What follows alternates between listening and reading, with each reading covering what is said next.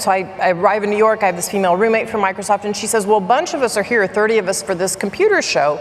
You're here by yourself. Why don't you, after you go do this business, come join us for this conference dinner tonight? It'll be just Microsoft people, and there'll be, 30 of us, 3 dozen. I said, great. I came across town, I came in late, there were 2 open seats, and I took the second to last open seat, and about 15 minutes later, Bill came in and sat in the last open seat. And so that's when we first met. I could sense that he was a bit interested, and but it took him quite a few months before he finally asked me out. Yeah, and he said you played hard to get. A little. Yeah. Well, there was a lot going on back then. I'm sure. So it's a Saturday because everybody worked on a Saturday at Microsoft. You're in the parking lot, and what does he say to you? A couple months later, so it turned out his mom knew somebody who was on the board at Microsoft. It was on the board, at Duke. And so I guess he'd been asking for kind of some information about me. He knew I had worked at Duke. Mm-hmm. I had gone to Duke and then came to work at Microsoft. So anyway, we were working on a Saturday. I worked in a different building, but I guess we'd parked somewhere near each other. And I was coming out of the building, and so was he out of his building, and he struck up a conversation, and we started talking. And then this was on a Saturday, and he said, he finally kind of got around, and he said, well, would you go out with me, 2 weeks from Friday night?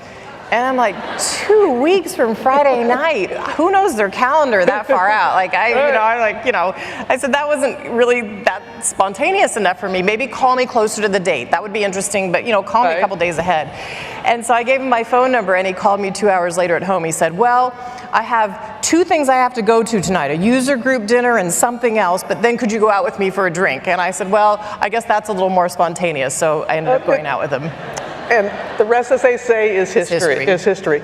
Even before you got married, you all determined that you were going to contribute a great deal of your wealth to others.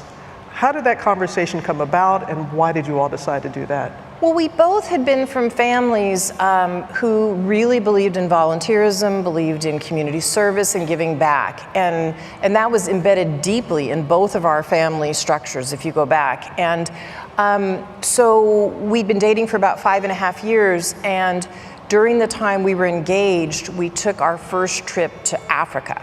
Neither of us had ever been to the continent of Africa. We went, a little bit younger then.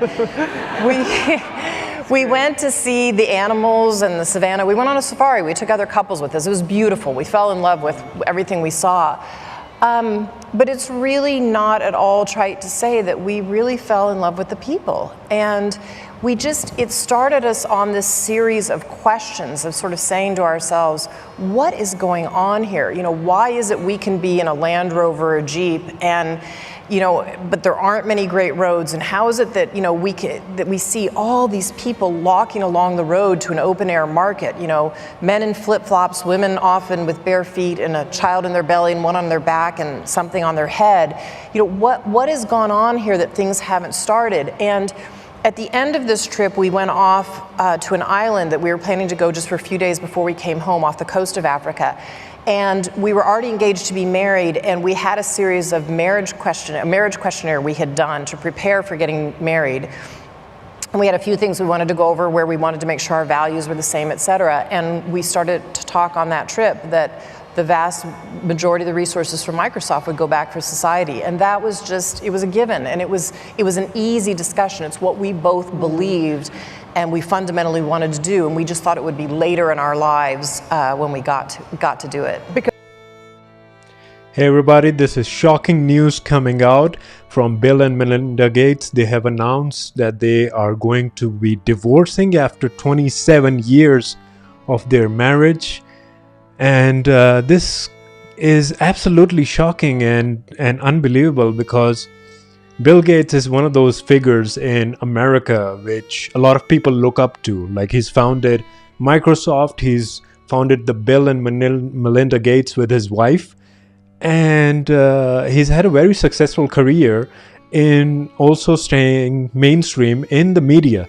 So I am just shocked to find out that something like this is happening. They have 3 children together, and they have built an world famous companies such as Microsoft, as well as this foundation called Bill and Melinda Gates Foundation, which has done so much work all over the world by giving so much relief and so much funds to charities and causes such as malaria and technological pursuits in countries like India and Africa and all of these countries which need all of that money. So they are definitely going to be working together.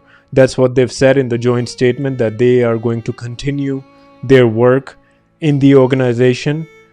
It's not like the organization, the foundation is going to fall apart, but when it comes to their relationship, when it comes to their marriage, it's definitely over. It's not coming back. It's shocking because it's a 27-year marriage.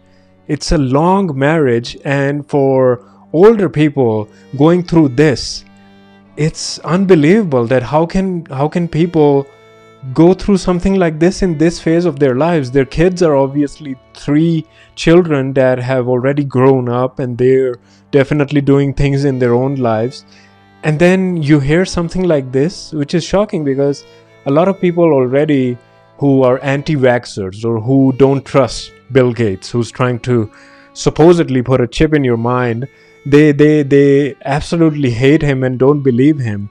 They will be having a party tonight that look at this guy. He can't even hold on to his marriage. So is he going to take care of us? Does he really believe in us? But that's sad that people will think like that. But at the same time, we have to realize that sometimes people who have achieved so much in their lives, in their professional lives, in their personal lives, this is what they're going through. So that's absolutely sad. But they did mention in the joint statement that they've been trying a lot to work out their relationship, and it's come to a point when they realize that they can't.